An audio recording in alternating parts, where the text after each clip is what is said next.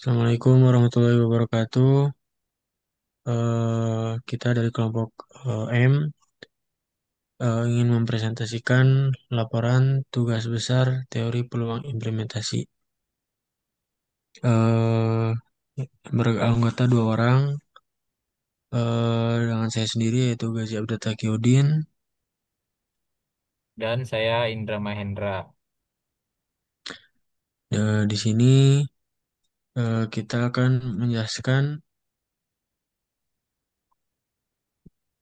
eh, satu-satu dari daftar isi yang sudah tertera dalam PPT ini. Oke, yang pertama rumusan masalah. Yang pertama itu peluang mahasiswa menjawab minimal 7 dari 10 soal dengan benar. Yang kedua, probabilitas keberhasilan per soal diasumsikan P sama dengan 0,7. Yang ketiga, hasil ini akan dibandingkan dengan data survei nyata. Jadi masalah utama yang ingin kami jawab adalah seberapa besar peluang orang mahasiswa bisa mendapatkan nilai tinggi pada kuis 10 soal. Dengan asumsi soal-soalnya cukup mudah, kami ingin melihat apakah asumsi proba- probabilitas ini sesuai dengan kenyataan di lapangan selalu melalui survei langsung. Lanjut, yang kedua itu tinjau pustaka. Yang pertama, fungsi distribusi binomial, yaitu P dalam kurung X sama dengan K sama dengan dalam kurung N CK kali P pangkat K kali dalam kurung satu kurang P pangkat dalam kurung N kurang K. Yang kedua, syarat distribusi binomial. Yang pertama, percobaan independen. Yang kedua, eh, memunculkan hasil benar atau salah. Yang ketiga, probabilitas sukses konstan. Yang keempat, jumlah percobaan tetap. Jadi distribusi binomial adalah dasar teori yang kami gunakan karena sesuai dengan konteks kuis. Setiap soal adalah percobaan independen dengan dua kemungkinan benar atau salah.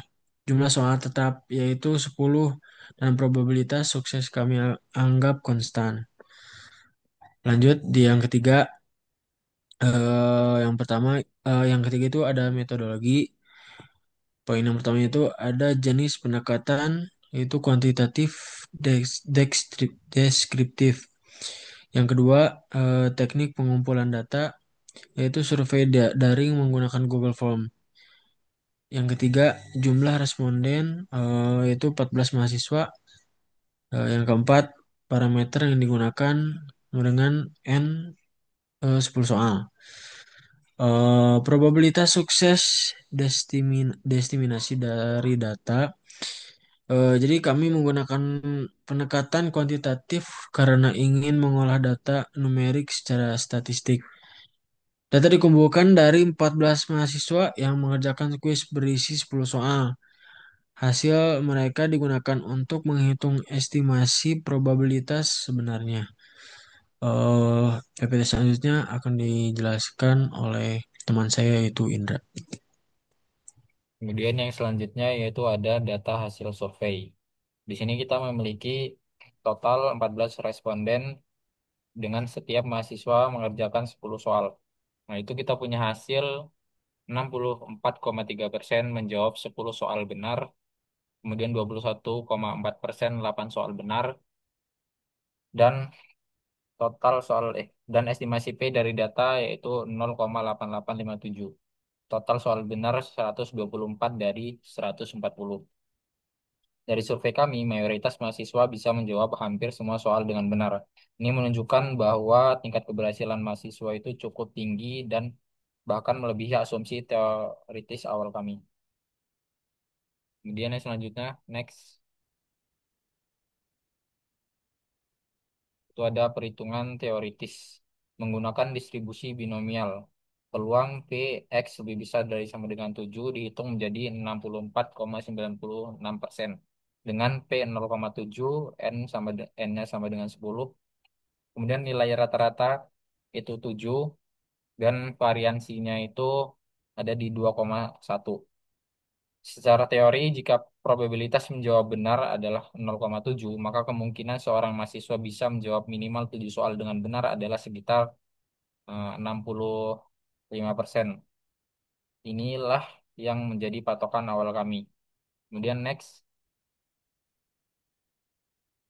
itu ada perbandingan, ada teoritis dan empiris. Data teoritis itu kita P-nya 0,7, peluangnya lebih besar dari sampai dengan 7 benar itu 64,96%, rata-ratanya ada 7.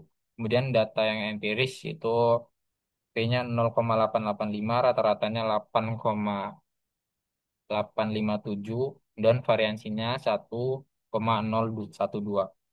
Saat dibandingkan, hasil survei jauh lebih baik daripada prediksi teori. Ini berarti mahasiswa yang mengikuti survei performanya jauh di atas asumsi rata-rata. Bisa jadi karena soal kuis cukup mudah atau mahasiswa sudah mempersiapkan diri dengan baik. Kemudian next, yaitu kesimpulan. Distribusi binomial cocok digunakan untuk menganalisis hasil kuis. Secara teori, peluang minimal 7 benar sama dengan 64,96% dengan P sama dengan 0,7. Secara empiris, P lebih tinggi, yaitu 0,8857. Rata-rata hasil lebih tinggi. Mahasiswa ternyata lebih sukses dari yang diprediksi teori. Dan sarannya yaitu perlu memperluas jumlah responden serta mempertimbangkan tingkat kesulitan soal. Kesimpulan kami adalah bahwa model distribusi binomial sangat berguna untuk analisis seperti ini. Namun, untuk membuat prediksi yang lebih akurat, kita perlu memperlihatkan karakteristik soal dan memperluas jumlah sampel. Mungkin cukup itu yang dapat kami sampaikan.